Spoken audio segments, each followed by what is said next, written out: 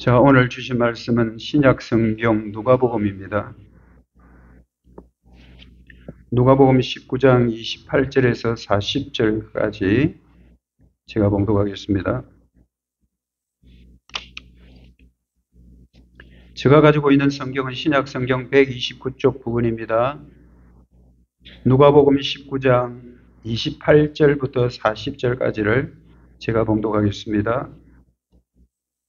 하나님 말씀 들으십시오. 예수께서 이 말씀을 하시고 예루살렘을 향하여 앞서서 가시더라. 감람원이라 불리는 산 쪽에 있는 벳바게와 베다니에 가까이 가셨을 때에 제자 중 둘을 보내시며 이르시되 너희는 맞은편 마을로 가라. 그리로 들어가면 아직 아무도 타보지 않은 나귀 새끼가 매여 있는 것을 보리니 풀어 끌고 오라.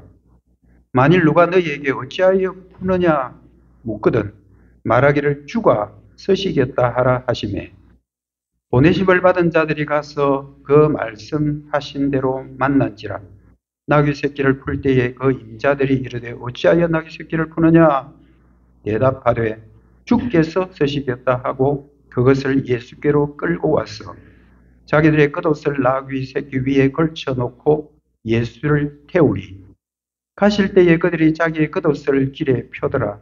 이미 감람산 내리막길에 가까이 오심에 제자의 온 무리가 자기들이 본 바 모든 능한 일로 인하여 기뻐하며 큰 소리로 하나님을 찬양하여 이르되 찬송하리로다 주의 이름으로 오시는 왕이여 하늘에는 평화요 가장 높은 곳에는 영광이로다 하니 무리 중 어떤 바리새인들이 말하되 선생님이여 당신의 제자들을 책망하소서 하거늘 대답하여 이르시되 내가 너에게 말하노니 만일 이 사람들이 침묵하면 돌들이 소리 지르리라 하시니라.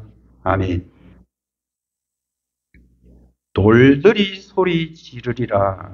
마지막 40절에 있는 본문 말씀을 오늘 제목으로 삼았습니다. 돌들이 소리 지른다. 여러분 돌은 무생물이잖아요. 생명이 없는 게 돌이잖아요. 그 돌이 소리를 지를 거다. 자칫 잘못하면 저와 여러분이 돌보다 못한 존재가 될 수 있다라는 경고로 받으시기를 바랍니다. 자, 오늘 읽은 본문 주제는 이것입니다. 예수님은 나귀 새끼를 통해서 자신이 메시아이심을 선포했으나 무리들은 몰랐다. 그러나 그들의 절박한 외침은 기쁘게 받으셨다. 메시아인 줄은 몰랐지만 외침은 절박하게 받으셨다. 절박한 외침은 받으셨다. 이게 오늘 본문 주제고요.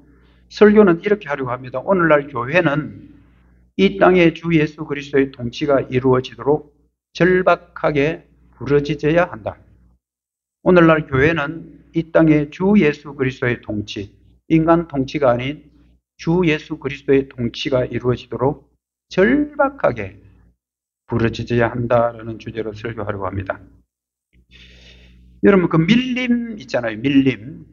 밀림에서 가장 용맹한 동물은 사자라고 그래요. 사자가 제일 용맹하다 그래요.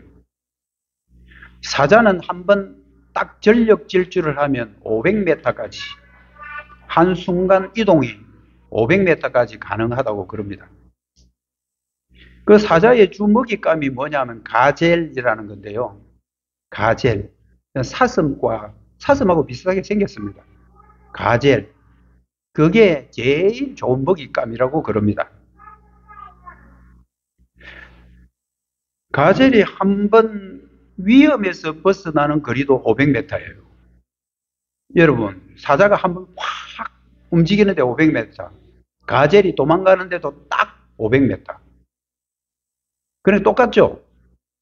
그런데 아무리 빠른 공격을 할 수 있는 사자라 할지라도 가젤을 잡는 확률은 10번 중에 2번밖에 안 된다고 합니다. 10번 중에 2번만 성공하지 8번은 전부 다 실패해요. 가젤은 다 도망간다는 거예요. 근데 여러분들 한번 생각해 보십시오. 어떻게 그렇게 빠른 사자의 먹이에서 벗어날 수 있을까? 거리도 500m, 500m, 그 속도도 비슷한데. 그 가능성 뭐 때문에 그럴까? 여러분 한번 생각하시면 가젤은 도망가는 것이 생존을 위해서 도망갑니다. 가젤은 자기가 살기 위해서 도망가야 되고, 사자는 단순한 자기의 먹잇감에 불과한 거예요. 그 먹잇감 뭐 놓쳐도 된다는 생각이 있죠. 그러나 가젤은 그렇지 않습니다. 내가 이번 잡히면 나 죽는다. 나 어떻게 해야지 살아야 돼. 그래서 가젤은 살기 위해서 얼마나 간절하게 절박하게 도망을 가겠습니까? 그러니까 10번 가운데 한 2번 정도만 성공하고 8번이 실패한다라는 말입니다. 가젤이 이런 위험에서 벗어날 수 있는 것은 바로 그 절박함, 간절함, 그것 때문에 그렇습니다. 여러분, 절박함은 기적을 일으켜낸다는 거 아십니까? 저와 여러분들의 절박함이 있으면 하나님은 기적도 주십니다. 오늘날 우리 한국교회, 우리 교회도 다 포함해요. 우리 한국교회에 과연 이런 절박함이 있을까라는 생각입니다. 과연 이런 절박함이 지금 현재 우리 한국교회 안에 있을까? 여러분, 오늘 본문은 여러분이 잘 알다시피 이제 예수님께서 마지막 한 주간 이 땅에 오셔서 33년을 지내셨고, 그 가운데 3년은 예수님의 공생애라 그래가지고 이제 하나님의 나라를 세워가고 죄인을 구원하기 위해서 3년 동안 공생애를 보내는데, 그 공생애의 마지막 한 주간이에요. 그래서 이번 주간을 우리는 고난주간이라고 그러고, 다음 주일은 부활주일이라고 그래요. 그 한 주간을 고난주간인데, 이 한 주간 동안 고난을 당하시다가 이번 주 이제 금요일 오후 3시경, 그 성경의 날짜대로 하면 그렇다 이 말이에요. 그때 이제 주님께서 십자가에 달려 죽으시죠. 그래서 오늘은 예수님이 십자가 달려 죽기 위해서 예루살렘으로 들어가는 날, 종려주일이라고 말합니다. 여러분, 28절에 보면 예수께서 이 말씀을 하시고 예루살렘을 향하여 앞서서 가시더라. 예수님은 예루살렘 처음 오신 것은 아니에요. 예수님의 주요 활동 무대는 저 북쪽 갈릴리 지역, 나사렛 지역이고요. 그리고 예수님은 꼭 1년에 3번 이상은 예루살렘에 오셔야 합니다. 왜냐하면 성전에 절기가 있기 때문에 꼭 오셔야 됩니다. 이제 예수님은 마지막 죽기 위해서 한 주간 예루살렘으로 들어가는 첫날, 이 날이 바로 오늘 주일이고 종려주일이라고 그렇게 말합니다. 예수님이 십자가를 지시기 위하여 예루살렘에 들어가셨습니다. 예수님의 죄가 있어서 그런 게 아니고 저와 여러분의 죄, 저와 여러분을 구원하기 위해서 예수님이 십자가 지기 위하여 예루살렘으로 들어간 날, 바로 종려주일입니다. 예수님께서는 예루살렘 가까이 가시면서 제자 2사람에게 저 건너편 마을에 가면 아직 사람이 한 번도 타보지 않은 나귀 새끼가 있을 거다. 그 나귀 새끼 끌고 와라.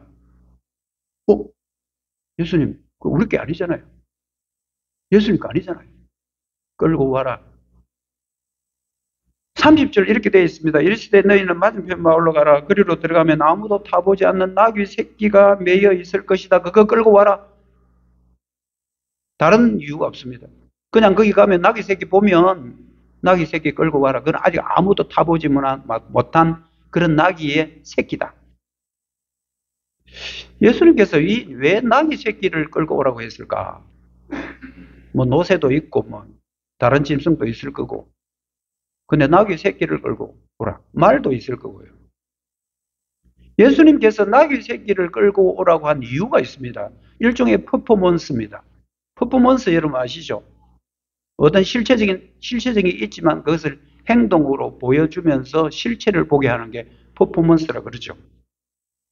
예수님은 나귀 새끼를 통해서 당신이 구약에서 지금까지 예언해왔던 메시아 구주라는 사실을 보여주기 위함이에요.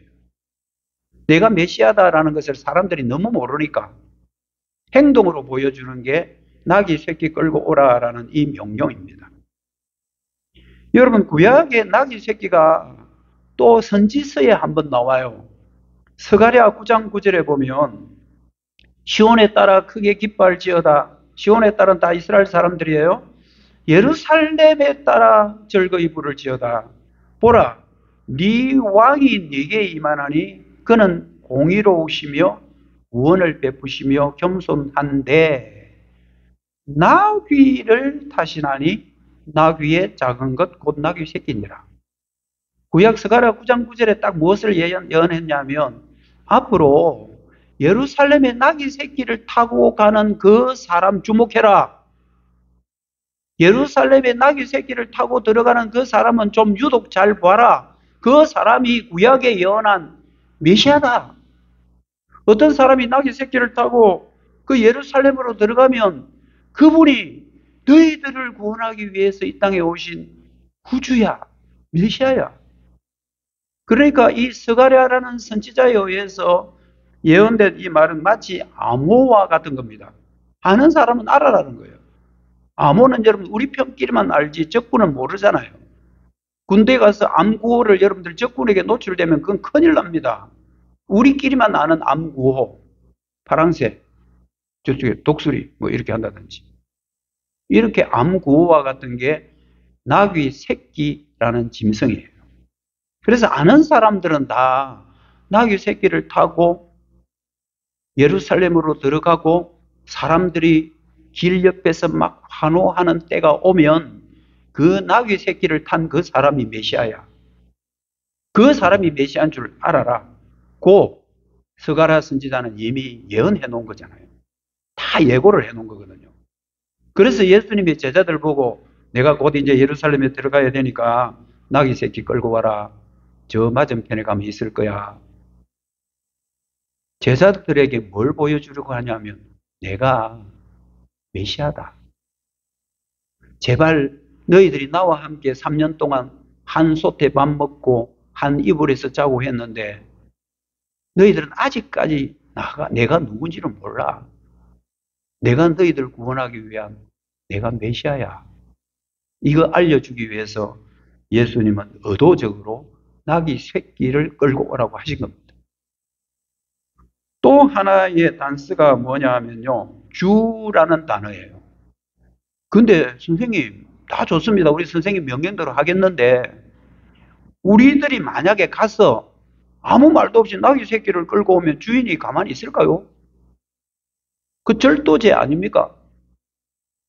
자기 나귀 새끼를 우리가 그냥 끌고 가면 그래 잘 가지고 갔어요. 뭐 이럴 사람 누가 있겠습니까? 만약에 주인이 나타나가 이놈! 너 왜 남의 나귀 새끼 끌고 가냐? 이렇게 하면 뭐라 그래요? 우리 할 말 없어요. 어떻게 하면 좋아요? 31절에 보면 만일 누가 너희에게 어찌하여 푸느냐 이 말이 여러분들 아주 부드러운 말이지만 이 말입니다. 야 이놈아 왜 남의 새끼 풀어가는데? 이 말이다. 그렇게 말을 하면 다른 말 하지 말고 딱 한마디만 해라는 거야. 주가 쓰시겠다 합디다. 주가 쓰시겠다 합디다 하면 그 사람이 아무 말도 없이 그 나귀 새끼를 너에게 줄 거야. 그러면 끌고 와. 이 말씀입니다. 여러분, 주라는 말은 주인이라는 뜻이죠. 로드입니다. 주인.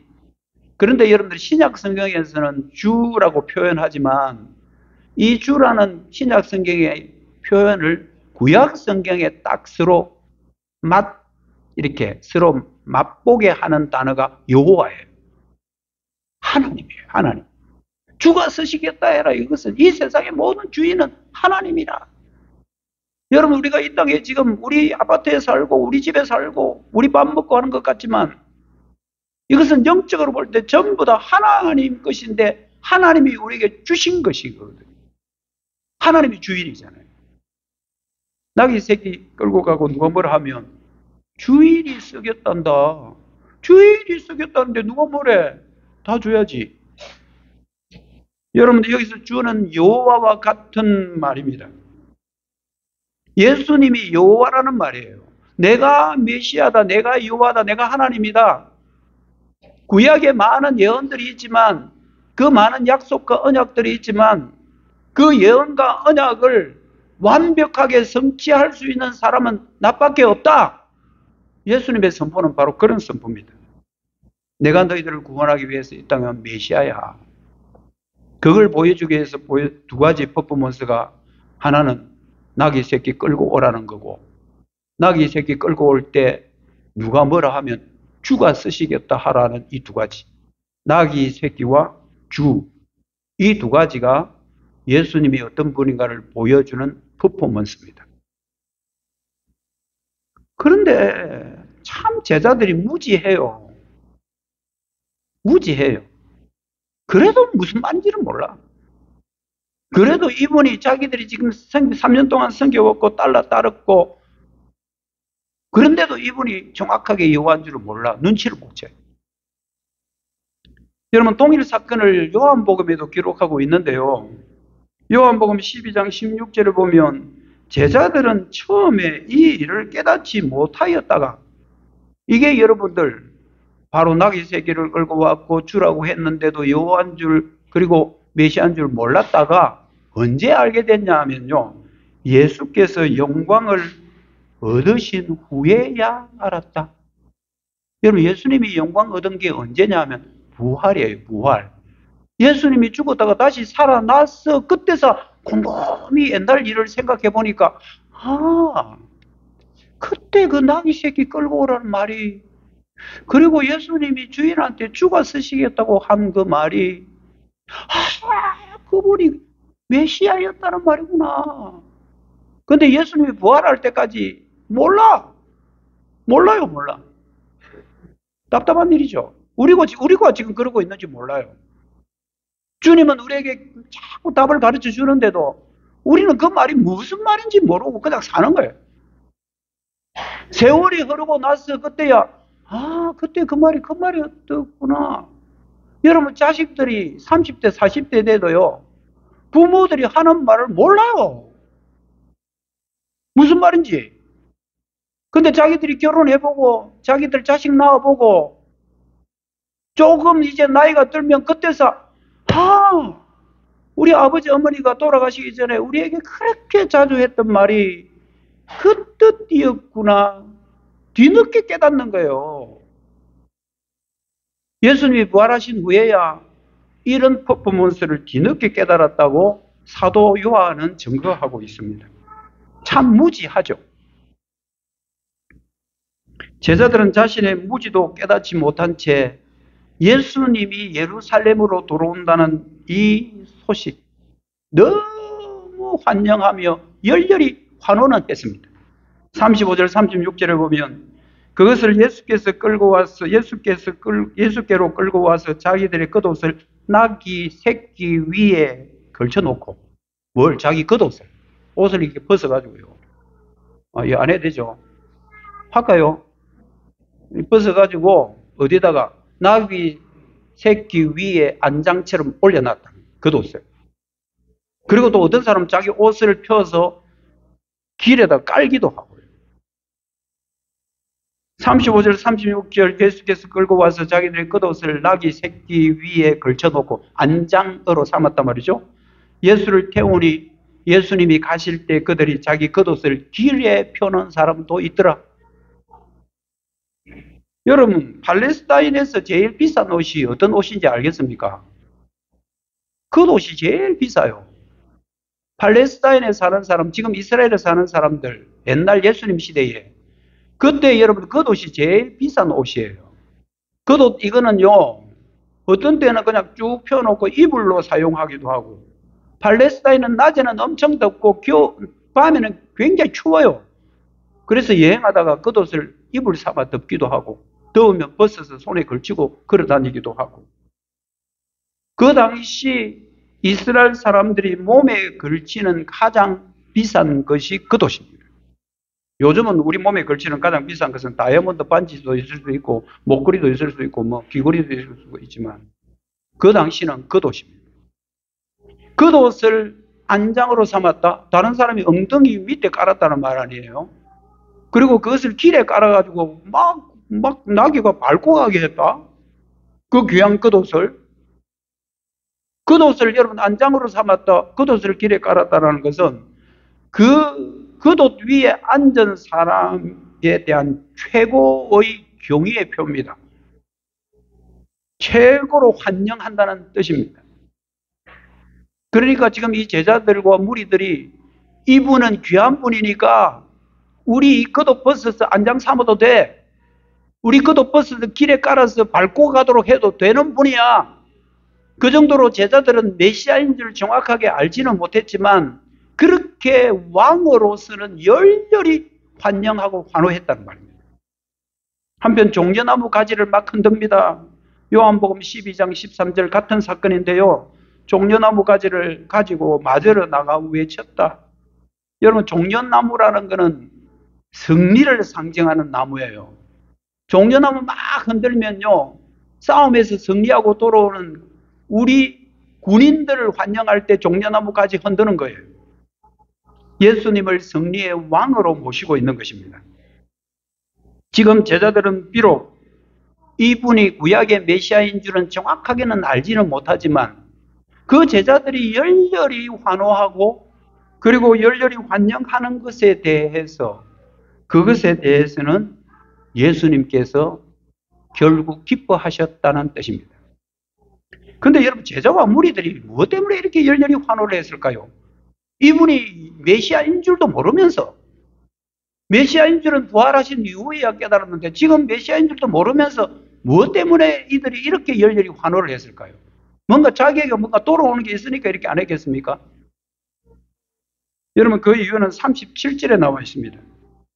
이미 감람산 내리막길에 가까이 오시매 제자의 온 무리가 자기들이 본 바 모든 능한 일로 인하여 환영했다 이 말입니다.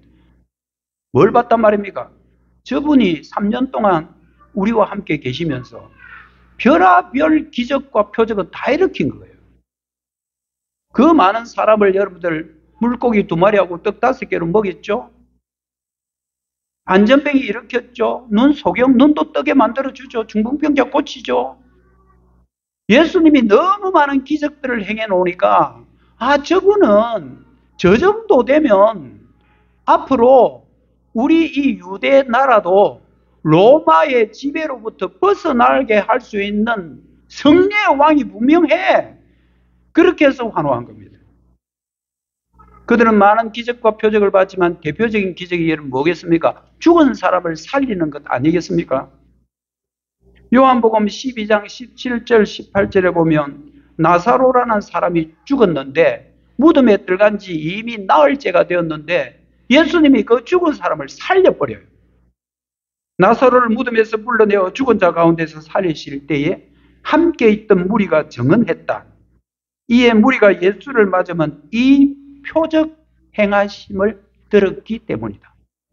예수님을 환호하고 예수님을 환영하고 예수님 따라다니고 한 거는요, 그분이 메시아고 우리를 구원할 구주라는 사실 때문이 아니고 예수님 따라다니니까 좋은 게 있더라는 거예요. 먹을 게 있더라는 겁니다. 기적을 볼 수 있었다는 겁니다. 그분의 능하신 것을 보고 환영했습니다. 제자들과 무리들은 이 예수님이 정치적인 왕으로만 생각한 겁니다. 정치적으로 해석한다 그러죠, 요즘. 야, 너 너무 정치적으로 해석하지 마. 너는 왜 그렇게 이념적으로만 해석을 해? 이런 말 자주 하잖아요. 지금 제자들이 그러고 있는 거예요. 예수님을 정치적인 왕으로 이해하고 있습니다. 이 로마의 압제에서 우리를 구원해서 우리에게 참 자유를 줄 그런 메시아로만 이해하고 있었으니 참 머리 아픈 일이죠.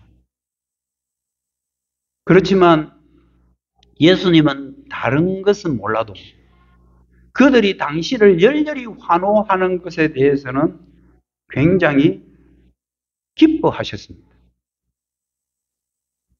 제자들이 겉옷을 안장 삼고 겉옷을 길에 깔고 종려나무 가지를 막 흔들면서 기쁨의 표현을 하는데 한번 들어보십시오. 37절 하반절 38절입니다. 기뻐하며 큰 소리로 하나님을 찬양하여 이르되 찬송하리로다 주의 이름으로 오시는 왕이여 이랬습니다. 왕이여, 주의 이름으로 오시는 당신은 왕입니다. 하늘에는 평화가 있고 이 땅에 하나님의 높은 곳에 영광이 올라갈 겁니다. 이 땅에 평화가 올 겁니다. 이제 우리는 이 로마 압제부터 해방될 겁니다. 이제 우리는 평화롭게 살 겁니다라는 정치적인 왕으로 환영했던 것입니다.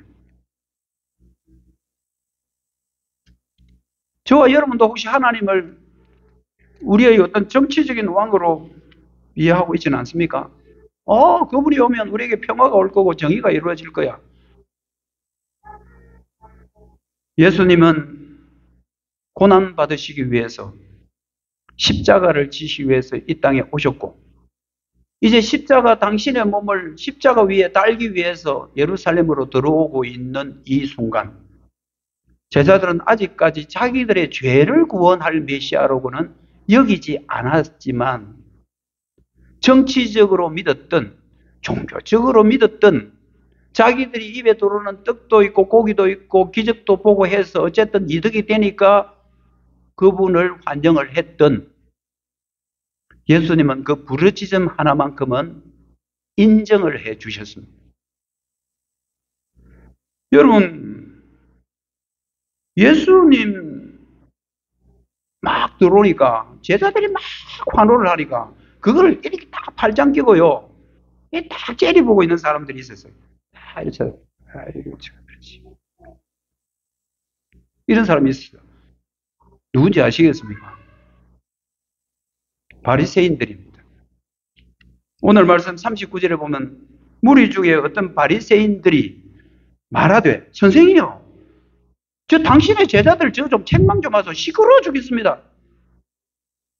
뭐 때문에 저 당신을 그렇게 환영하는데 그냥 내버려 둡니까? 좀 조용히 해라 안 하고 저렇게 떠들고 환호를 하는데 왜 그냥 내버려 둡니까? 좀 뭐라 하십시오라고 바리새인들이 말했잖아요.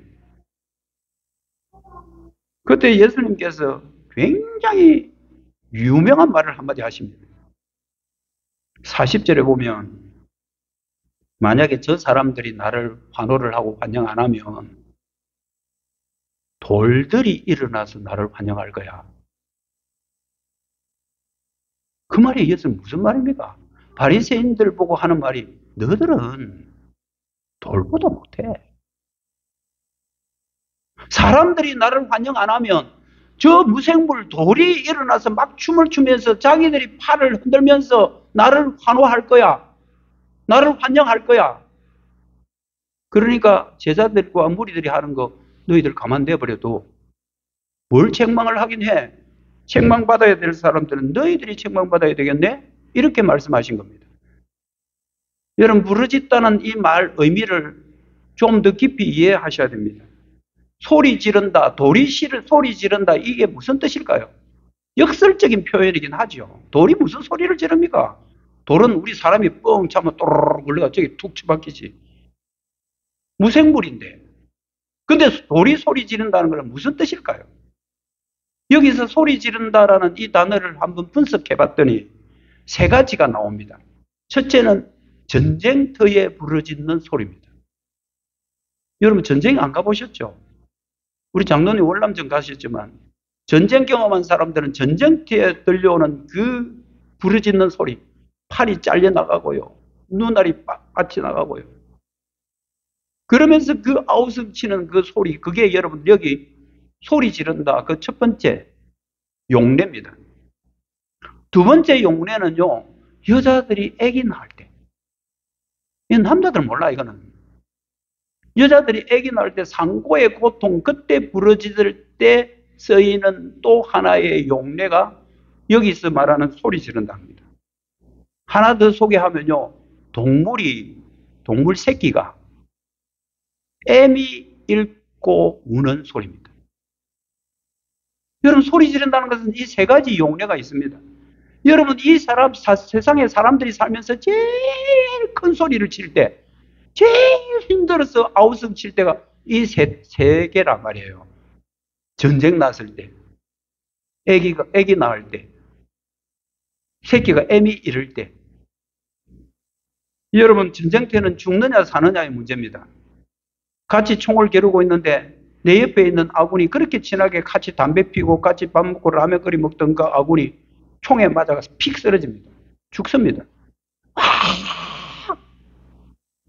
이루 말할 수 없는 고통이 부르짖음. 새로운 생명을 잉태하고 생명을 출산할 때 그 아픔. 그리고 새끼가 애미를 잃고 부르짖는 그 부르짖음. 여러분, 상상이나 됩니까? 그 소리를 돌들이 내겠다는 거예요.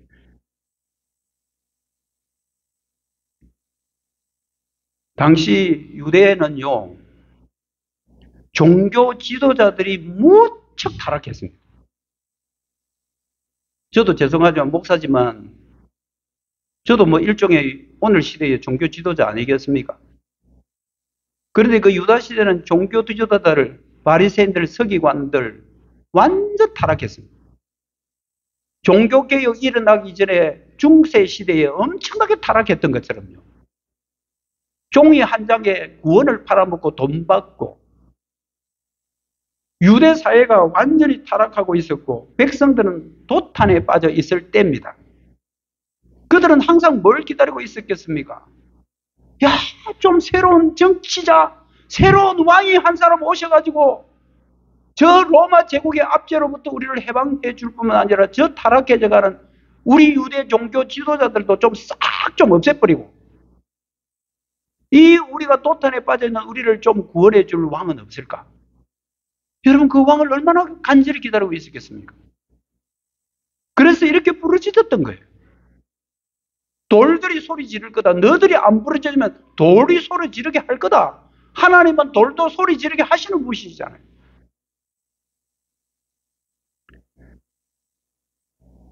예수님은 제자들이 당신을 메시아로 알아주지는 못한다 하지만 그들이 뭐 정치적으로 해석을 했던 종교적으로 해석했던 예수님이 이 예루살렘으로 들어오는 것을 환호하는 것에 대해서는 굉장히 기뻐해 주셨고 바리새인들보다 오히려 예수님의 제자들의 손을 들어주신 것입니다. 왜? 절박함, 그걸 주님이 받으신 거예요. 그래, 너희들이 나를 모르지만 너희들이 그렇게 애타게 기다리고 있는 메시아, 그 메시아에 대한 열렬한 환호는 내가 고맙다, 내가 감사하다. 너희들조차 안 하면 돌 시켜서 하려고 했다. 이 말씀이시죠. 여러분 우리 한국교회에 이런 절박함이 있습니까? 우리 딱 깨놓고 그냥 저도 목사고 여러분들 다 성도들이지만 우리 초창기 우리 한국교회 참 척박했던 1884년 갑신정변 이모군란 막 이런 거 일어날 때 한국에 기독교 복음 처음 들어와가지고요. 얼마나 먹고 살기 힘든 때였습니까? 기독교의 역할이 엄청나게 큽니다. 병원, 학교 이게 전부 다 여러분들 선교사들이 가지고 들어온 거예요. 어두웠던 우리 대한민국, 우리 조선 땅을 빛으로 밝게 해준 것이 기독교입니다. 그러고 나서 가면 갈수록 기독교가 융성해지기 시작하고요. 이제 먹고 살만해지고요. 80년대, 70년대, 80년대 한국 교회가 엄청 부흥합니다. 숫자도 많이 늘고요. 4명 중에 1명은 전부 다 교인이라 그랬으니까. 용도산 공원에 올라가지고 콩을 하나 갖고 탁 던지면 콩 맞는 사람은 전부 다 교인이라고 할 만큼 교인이 얼마나 많았습니까? 근데 오늘은요, 너무 풍족해져가지고 절박함이 사라져버렸습니다. 오늘 본문 같은 사건을 기록하고 있는 마태복음 21장에 보면 바로 이 사건 앞에 다른 사건이 하나 나옵니다. 우리 문맥적으로 성경을 좀 해석해야 될 필요가 있는데요. 맹인 2사람이 날 때부터 앞을 못 봐. 그들이 여러분 소원이 뭐겠습니까? 우리의 소원은 통일이 아니고 그 맹인들의 소원은 눈 뜨는 겁니다. 눈을 떠서 사람들이 말하는 나무도 보고 싶어. 삼주부 사람들이 그렇게 자랑하는 바다도 보고 싶어. 근데 못 봐. 눈이 안 보여. 이 사람들의 소원은 뭐겠습니까? 눈 뜨는 겁니다. 근데 예수님이라는 분이 눈도 띄워주고 병도 낫게 해주시고 죽은 자도 살린다는 그 예수님이 자기 동네에 왔다는 소식을 들은 거 아니겠습니까? 사람들, 그 많은 사람들 인파 속에 비집고 들어가 어디가 어딘지도 모르는데 저들끼리 손잡고 둘이서 지도 소격이고 나도 소격이고 이리 처박히고 저리 처박히고 예수님이 지나간 데에 사람들이 자기를 예수님 앞에 좀 데려다 주면 얼마나 좋겠습니까? 근데 사람이 어디 있는지 예수님이 어디 있는지 그냥 소리만 듣고 있는 거예요.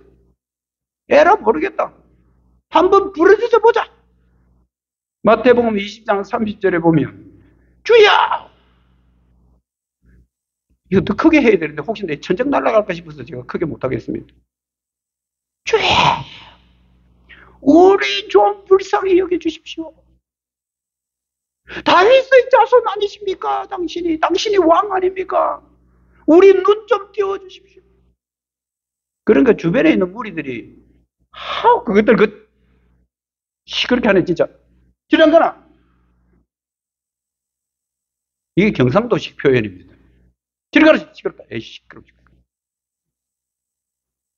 그리 하든가 말든가. 자기들을 비난하든가 말든가. 자기들의 목적은 눈 뜨는 거니까.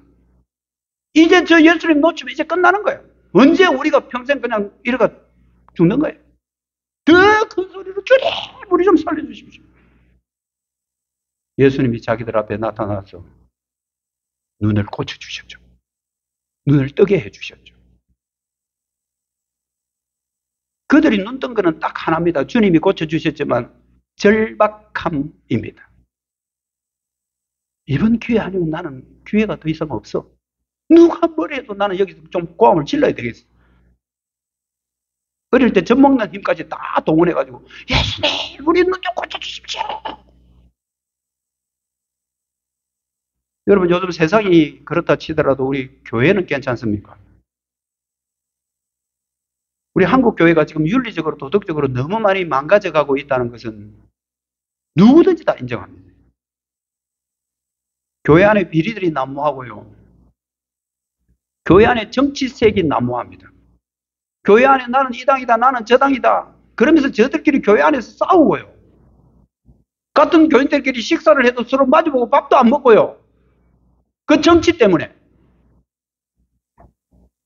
여러분 교회에서는 그러는 게 아닙니다. 우리는 딱 한 가지 외쳐야 될 게 있다면 하나님 우리 대한민국에 예수 그리스도의 통치가 좀 임하게 하십시오. 예수님 오시는 거 아니야? 예수님의 통치가 좀 임하게 하십시오. 이런 부르짖음과 절박함이 우리 한국 교회 안에 지금 있어야 됩니다. 우리가 안 하면 아마 우리 교회 하단에 있는 저 돌들이 막 일어나서 우리를 손가락질 할지 모릅니다. 돌들로 부르짖게 할 거다 내가. 여러분 초대교회에 절박함이 있었습니다. 초대교회는 교회의 초창기 교회가 초대교회인데요. 사도행전 4장 29절 30절에 보면 주여 이제도 그들의 위협함을 굽어보시고 종들로 하여금 담대히 하나님의 말씀을 전하게 해주십시오. 손을 내밀어 병을 낫게 하시고 표적과 기사가 거룩한 종 예수님의 이름으로 이루어지게 좀 해주십시오 하고 절박하게 초대교회가 기도했습니다. 이 당시에 이제 베드로와 요한은요 복음 전하다가 감옥에 갇혀 있고요. 사내들인 공회 앞에 불려가지고 너 한 번 더 복음 전하고 예수님 이야기하면 너는 그때부터 끝장인 줄 알아 하고 엄포를 받았고요. 이런 상황에서 초대교회 성도들이 얼마나 절박하게 부르짖었겠습니까? 오늘날 한국 교회 안에는 죄송하지만 가면 갈수록 복음이 사라지고 있습니다. 물질의 풍요함 속에서 야 좋아 평안해 우리끼리 잘 먹고 잘 살아 무의도식하고 있는 줄도 모르겠습니다. 저는 그렇다 이래 안 했습니다. 그런 줄도 모르겠습니다. 복음이 다시 살아나도록 절박하게 부르짖는 게 여러분 그렇게 기도했던 적이 우리가 언제였습니까? 하나님 말씀 사모하고 말씀대로 살겠다고 몸부림쳤 때가 우리가 옛날적 이야기 같지 않습니까? 우리가 절박하게 부르짖지 않으면 길가에 돌들이 소리 지를지 모릅니다. 우리가 오히려 돌보다 못할 수도 있습니다. 여러분 내일부터 한 주간 고난주간 특별 새벽 기도예요. 여러분 이번 한 주간은 고난주간이에요. 우리를 죄에서 구원하시는 예수 그리스도가 우리의 죄 때문에 고난당하고 십자가에 달리신 고난주간입니다. 저희 교회 제5차 전교인 제5차라는 것은 제가 이 교회에 오고 나서 5번째로 말입니다. 그 전에 많이 했겠죠. 제5차 특별 새벽 기도입니다. 우리는 한국 교회를 좀 품고 지금 위기 가운데 있는 우리 조국을 품고 우리는 부르짖어야 합니다. 이번에 특서의 주제는 십자가의 능력으로 전하려고 합니다. 여러분 와서 5시 반에 와서 말씀 듣고 오래 안 합니다. 간단간단하게 할게요. 와서 여러분도 같이 좀 부르짖음에 동참해 주십시오. 여러분들이 별로 시간의 구애를 안 받는다면 새벽에 내일부터 교회에 오십시오. 함께 한국 무너져가는 교회를 위해서 그리고 우리 대한민국을 위해서 절박하게 그리스도의 통치가 이 땅에 나타나게 해 주십시오. 라고 한번 부르짖어 보십시다. 그분이 우리를 구원하신 메시아이심을 저희들은 확실히 믿기에 우리 한국교회 또 이 땅에 그리스도의 통치가 나타나도록 한번 부르짖는 저도 되고 여러분들 되시기를 주님의 이름으로 축복합니다. 기도하겠습니다.